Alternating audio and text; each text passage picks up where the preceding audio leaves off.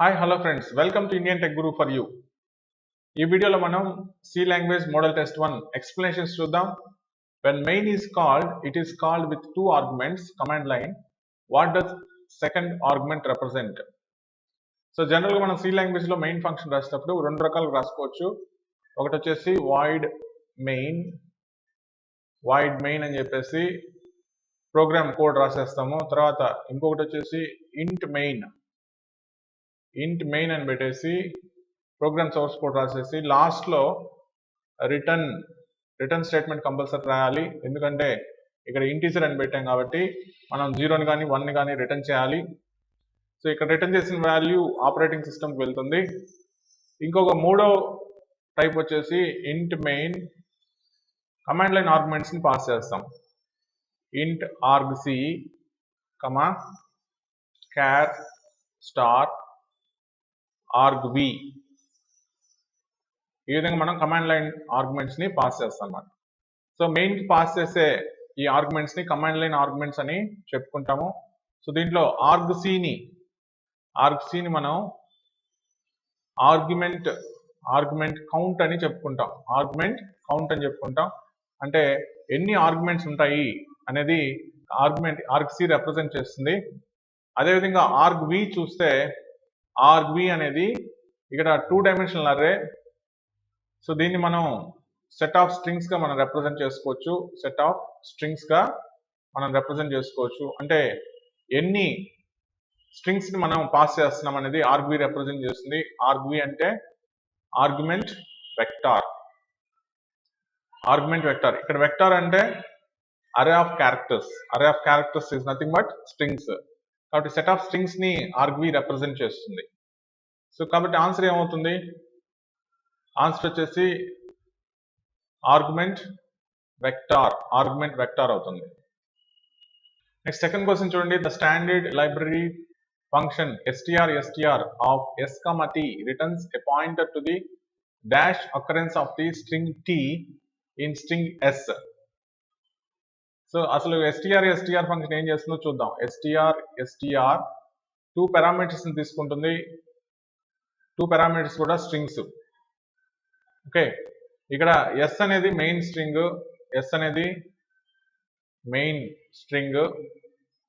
t అనేది వచ్చేసి sub string. Okay, so ఇక్కడ మెయిన్ స్ట్రింగ్ లో సబ్ స్ట్రింగ్ ఒక పార్ట్ అయి ఉంటుంది. For example str of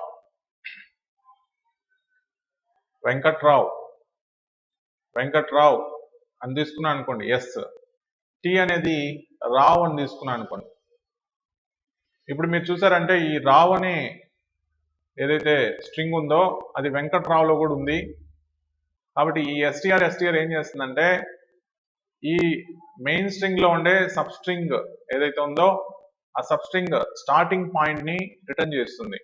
okay, so ఏ స్టార్టింగ్ పాయింట్ రిటర్న్ చేస్తుందంటే ఫస్ట్ టైం రావ్ అనేది ఎక్కడైతే అక్కర్ అయిందో దాన్ని రిటర్న్ చేస్తుంది. కాబట్టి first occurrence of string T మనం ఏం చెప్పుకోవాలి? First occurrence of string T అని చెప్పుకోవాలి. అంటే for example str of Venkatrao Subbarao అని రెండు స్ట్రింగ్స్ ఉన్నాయనుకుందాం. ఇప్పుడు రావ్ అనేది 2 దగ్గరలో వచ్చి ఉంటుంది. ఇక్కడ వచ్చింది, కానీ ఏం రిటర్న్ చేస్తుందంటే ఈ పాయింటర్నే రిటర్న్ చేస్తుంది అనమాట. ఓకే, కాబట్టి ఇప్పుడు మనం ప్రింట్ చేసామంటే ఏం ప్రింట్ అవుతుందంటే రావ్ సుబ్బారావు ప్రింట్ అవుతుంది. ఎందుకంటే ఫస్ట్ అకరెన్స్ ఎక్కడుంది? ఇక్కడ ఉంది కాబట్టి.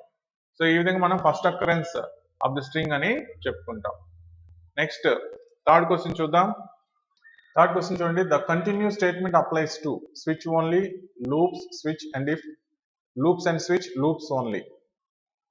సో కంటిన్యూ స్టేట్మెంట్ మనం చూస్తే సి లాంగ్వేజ్ లో మనకు తెలుసు లూప్స్ లో మనం యూజ్ చేస్తాము.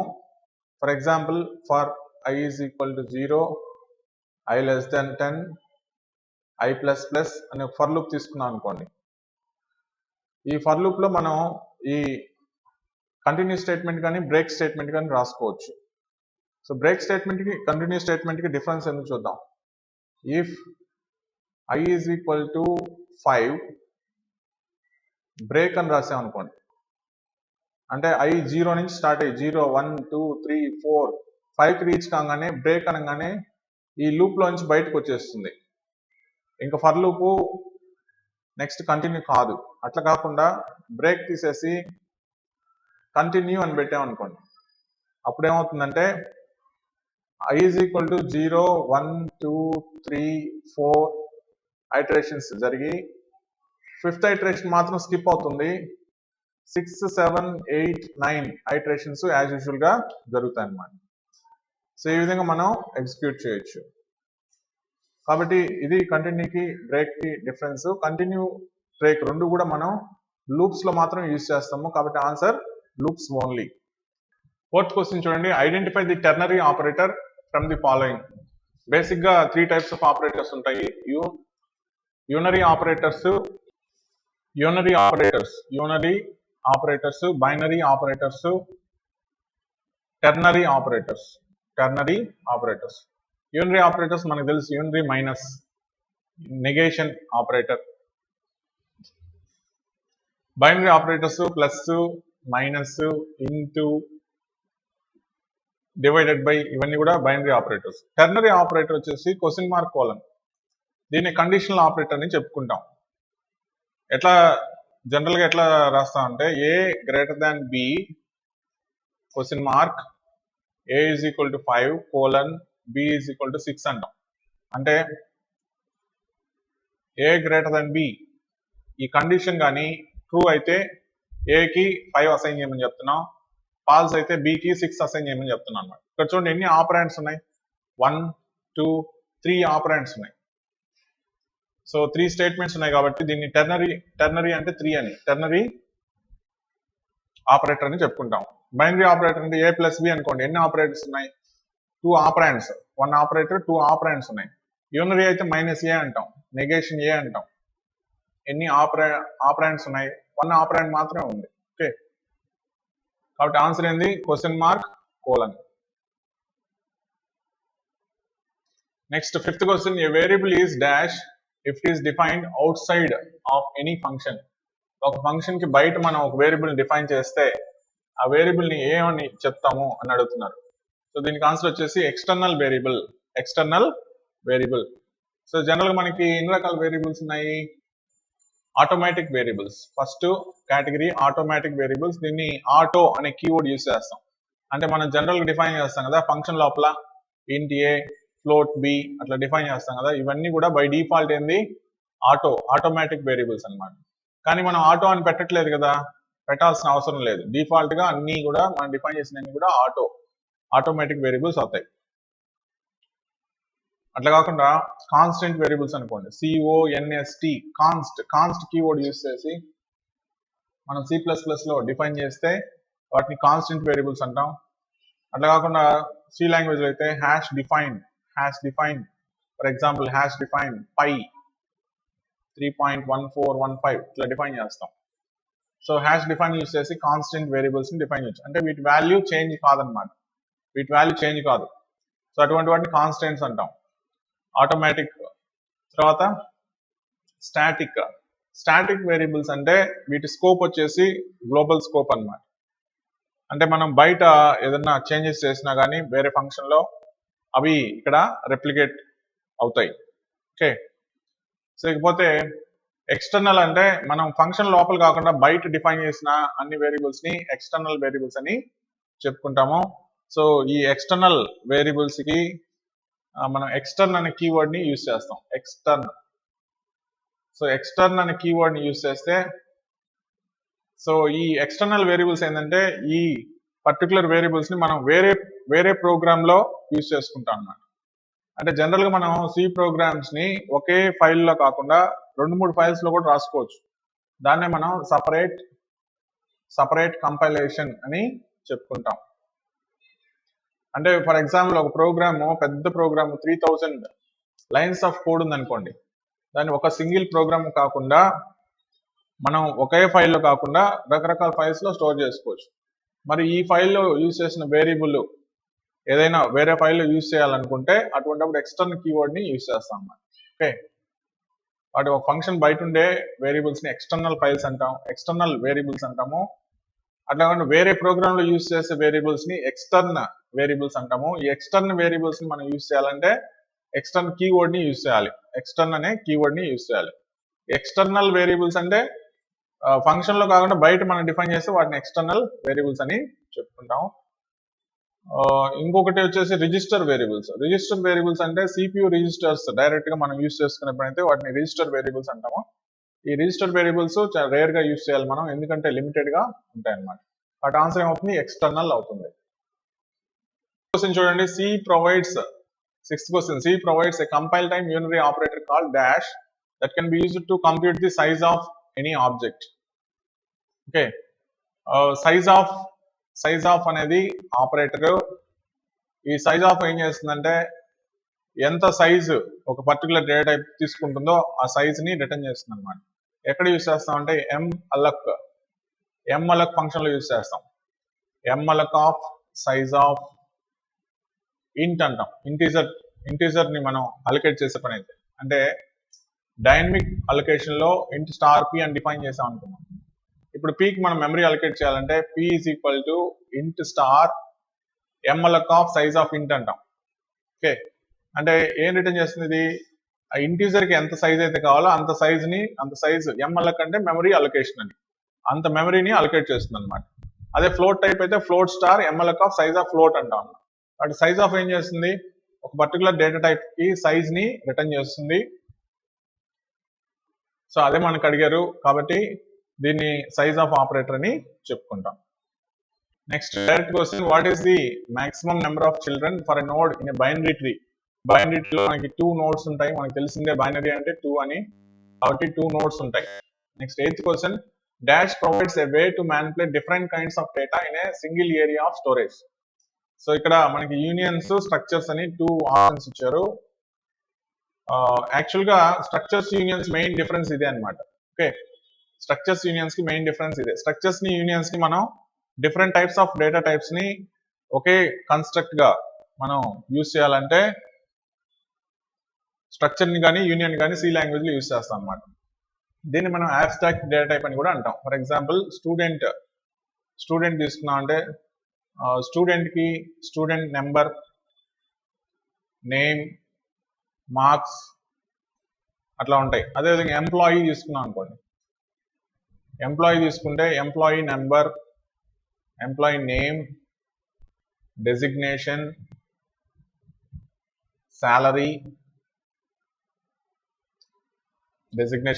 ఈ విధంగా రకరకాల అట్రిబ్యూట్స్ ఉంటాయి. ఎంప్లాయీ నెంబర్ తీసుకున్నాం అనుకోండి, ఎంప్లాయీ నెంబర్ జనరల్ గా ఇంటీజర్ కి తీసుకోవచ్చు, లేదంటే స్ట్రింగ్ గా కూడా తీసుకోవచ్చు.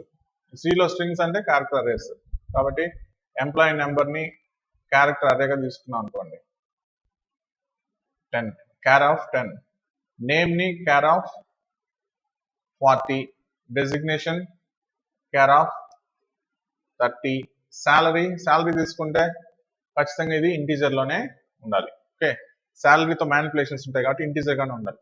కాబట్టి 3 వచ్చేసి క్యారెక్టర్ టైప్, స్ట్రింగ్ టైప్ ఉంది, ఒకటి వచ్చేసి ఇంటీజర్ టైప్ ఉంది. ఇవన్నీ కంబైన్ చేసి ఒకే కన్స్ట్రక్ట్ లో మనం పెట్టాలంటే స్ట్రక్చర్ కానీ యూనియన్ కానీ యూజ్ చేస్తాం. 2 కూడా సేమ్ ఫంక్షనాలిటీ ఉంటుంది, ఎక్సెప్ట్ యూనియన్స్ లో అయితే సింగిల్ ఏరియా ఆఫ్ స్టోరేజ్ లో రకరకాల డేటా కూడా, అది క్యారెక్టర్ అయినా ఇంటీజర్ అయినా రకరకాల డేటా స్టోర్ అవుతుంది. స్ట్రక్చర్ లో అయితే సపరేట్ గా స్టోర్ అవుతుంది అనమాట. కాబట్టి అదొకటే డిఫరెన్స్. కాబట్టి ఆన్సర్ ఏంది, యూనియన్స్. నెక్స్ట్ 9th క్వశ్చన్ చూడండి, the dash qualifier can be applied to the declaration of any variable to specify that it's value will not be changed. Value will not be changed అంటే constant అని అర్థం. CONST, C++ లో ఏం use చేస్తాం, CONST const ని use చేస్తాం. మీకు C language, C++ రెండు ఉన్నాయి కాబట్టి దేంట్లో అయినా క్వశ్చన్ అడగవచ్చు. Next 10th question, bit wise operators May only be applied to. Bit wise operators ని మనం వేటికి అప్లై చేయొచ్చు అంటే ఇంటీజర్స్ కి అప్లై చేయొచ్చు, క్యారెక్టర్స్ కి అప్లై చేయొచ్చు. సో ఇంటీజర్స్ ని, క్యారెక్టర్స్ ని రెండింటిని కలిపి ఇంటిగ్రల్ ఆపరెంట్స్ అని చెప్పుకుంటాం. ఇంటిగ్రల్ ఆపరెంట్స్ అంటే ఇంటీజర్, క్యారెక్టర్ ఈ రెండు కలిపి ఇంటిగ్రల్ ఆపరెంట్స్ అని చెప్పుకుంటాం. కాబట్టి answer integral operands. So bit wise operators అని తెలుసు కదా, less than, greater than, bit wise left shift operator, bit wise right shift operator. అని చెప్పుకుంటాము. సో వీటిని మనం ఇంటిగ్రల్ ఆపరెంట్స్ యూస్ చేస్తాం. Next what is the associativity of plus equal to? Associativity మనం చెప్పుకున్న రెండు రకాల, left right, right to left. మనం రైట్ టు లెఫ్ట్ గుర్తుపెట్టుకుంటే left to right, right to left కానివన్నీ కూడా లెఫ్ట్ టు రైట్ అవుతాయి అనమాట. కాబట్టి ఇక్కడ ప్లస్ ఈక్వల్ టు అని ఇచ్చాడు కాబట్టి equal to is having the associativity of right to left. కాబట్టి ప్లస్ ఈక్వల్ టు కూడా రైట్ టు లెఫ్ట్ ఉంటుంది. ప్లస్ ఈక్వల్ టు అంటే మీనింగ్ ఏంది?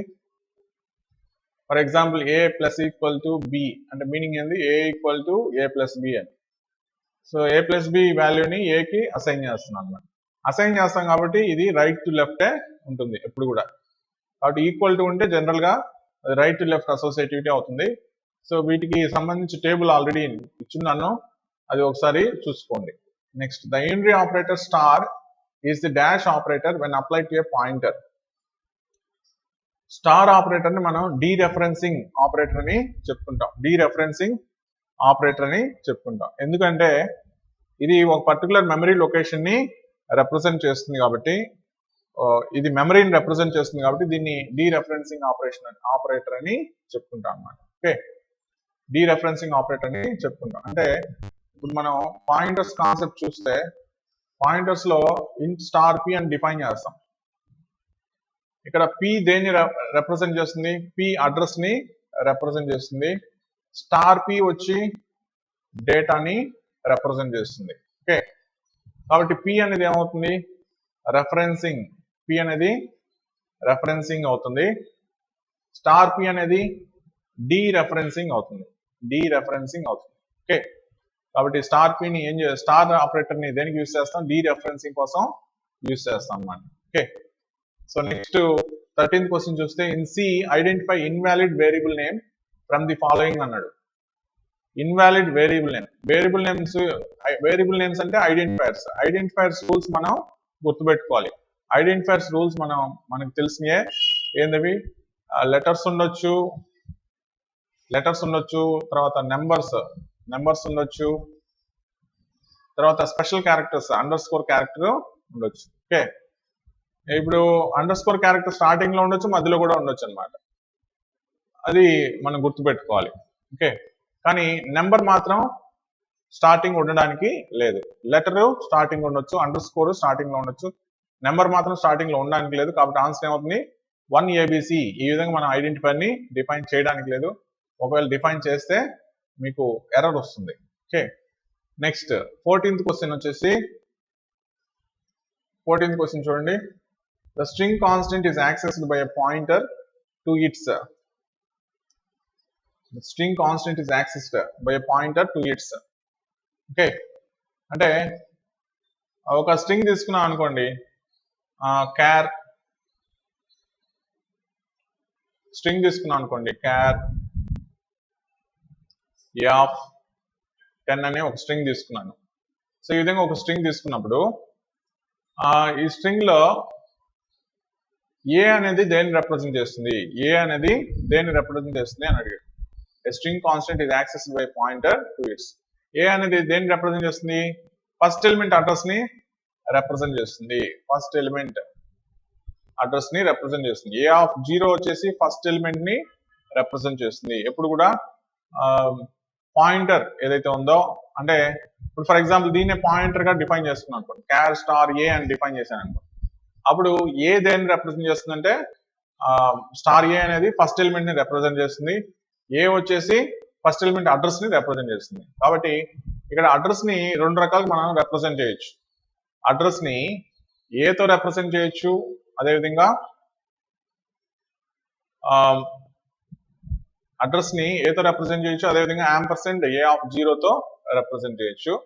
వాల్యూని మనం రెండు రకాలుగా రిప్రజెంట్ చేయొచ్చు. వాల్యూని స్టార్ ఏతో రిప్రజెంట్ చేయొచ్చు, అదేవిధంగా ఏ ఆఫ్ 0తో రిప్రజెంట్ చేయొచ్చు.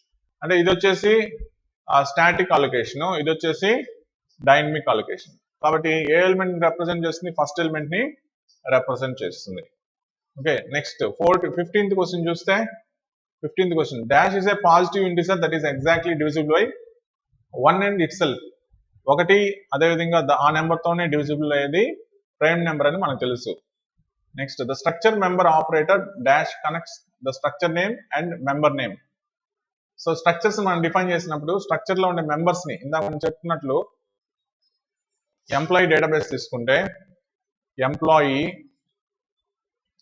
తీసుకుంటే మన స్ట్రక్చర్ ని ఇట్లా డిఫైన్ చేస్తాం. Struct employee E1 E2 E3 అట్లా డిఫైన్ చేసుకుంటాం. సో ఇప్పుడు ఎంప్లాయీని నేను ఇట్లా డిఫైన్ చేసినప్పుడు ఎంప్లాయీ మెంబర్స్ ని ఎట్లా నేను యాక్సెస్ చేయగలను అంటే E1 dot EMPNO E1 dot employee number కి నేను వాల్యూ ఇవ్వాలి. ఎట్లా ఇస్తాను? E1 డాట్ ఎంప్లాయీ నెంబర్ అని కాల్ చేస్తాను అనమాట.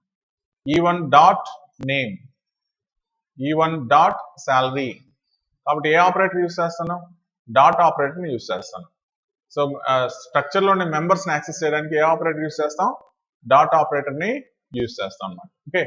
17th question, identify the C function that executes a command which strongly depends on the local operating system. అంటే local operating system అంటే ఇక్కడ మనం C లాంగ్వేజ్ ఎగ్జిక్యూట్ చేసేటప్పుడు మనం ఐదర్ DOS మోడ్ లో ఎగ్జిక్యూట్ చేస్తాం, లేదంటే యూనిక్స్ లో కూడా ఎగ్జిక్యూట్ చేసుకోవచ్చు. సో వీటిని లోకల్ ఆపరేటింగ్ సిస్టమ్ అని చెప్పుకోవచ్చు. ఫర్ ఎగ్జాంపుల్ నేను ఒక DOS కమాండ్ ని C లాంగ్వేజ్ లో నుంచి ఎగ్జిక్యూట్ చేయాలంటే కమాండ్ ఏంటంటే సిస్టమ్ అనే కమాండ్ ని మనం యూజ్ చేసుకోవచ్చు. For example system of dir అన్నాను అనుకోండి. dir అంటే ఏం చేస్తుంది? ఆ పర్టికులర్ పాత్ లో ఉండే ఫైల్స్ ని, లిస్ట్ ఆఫ్ ఫైల్స్ ని డిస్ప్లే చేస్తుంది. ఓకే. అదే లైనెక్స్ అయితే సిస్టమ్ ఆఫ్ ls అంటే లిస్ట్. ఓకే. ఇది కూడా లిస్ట్ ఆఫ్ ఫైల్స్ ని, ఆ పాత్ లో ఉండే లిస్ట్ ఆఫ్ ఫైల్స్ ని డిస్ప్లే చేస్తుంది అన్నమాట. కాబట్టి ఈ రెండు కమాండ్స్ ఏంది? Operating system commands. Operating system commands ని నేను C ప్రోగ్రామ్ నుంచి ఎగ్జిక్యూట్ చేయాలంటే మనకు కావాల్సిన కమాండ్ ఏంది? సిస్టమ్ అనే ఫంక్షన్ ని మనం యూజ్ చేసుకోవచ్చు. ఈ OS అనేది, కమాండ్ అనేది, ఎగ్జిక్యూట్ అనేవి అసలు లేవు అనమాట, C లాంగ్వేజ్ లో లేవు. ఓకే. నెక్స్ట్ వచ్చేసి 18th question, the unary of negation operator not converts a non zero operand into. అంటే నెగేషన్ ఆపరేషన్ గురించి మనకు తెలుసు. సో జనరల్ మనకి 0 represents the false, true is represented by 1 అనుకుంటాం, కానీ ఇది రాంగ్, 1 కాదు. True is represented by non zero అనమాట. అంటే 0 కానిది ఏదైనా అంటే -5 represents the true, 10 represents true, 1 represents true, -3 4 5 7 represents true. So 0 కాకుండా మిగతా ఏ అయినా కూడా ట్రూ ని రిప్రజెంట్ చేస్తాయి. కాబట్టి ఇక్కడ ఏం అడిగారు? The unary negation operator converts a non zero operand. Non zero operand ని ఏంగా కన్వర్ట్ చేస్తుంది? 0గా కన్వర్ట్ చేస్తుంది. 0 ఫాల్స్ కాబట్టి. ఓకే. ఇక్కడ కరెక్ట్ ఆన్సర్ ఏ అని ఇవ్వాలి, కానీ 0 అని డైరెక్ట్ గా ఆన్సరే ఇచ్చేస్తున్నారు. సో కాబట్టి ఏ అని పెట్టాలి మీరు. ఓకే. నెక్స్ట్ 19th క్వశ్చన్ చూస్తే, ద ఓన్లీ లీగల్ ఆపరేషన్స్ అనే స్ట్రక్చర్ లో లీగల్ ఆపరేషన్స్ ఏంది అని అడిగాడు. సో స్ట్రక్చర్ లో లీగల్ ఆపరేషన్స్ అంటే ఇందాక మనం చెప్పుకున్నాం స్ట్రక్చర్ ని ఎట్లా డిఫైన్ చేస్తామని. స్ట్రక్ట్ ఎంప్లాయీ, ఆల్రెడీ ఎంప్లాయీని డిఫైన్ చేస్తుంటాం. E1 E2 E3 అంటే ఇవి స్ట్రక్చర్ వేరియబుల్స్ అవుతాయి అన్నమాట. ఓకే.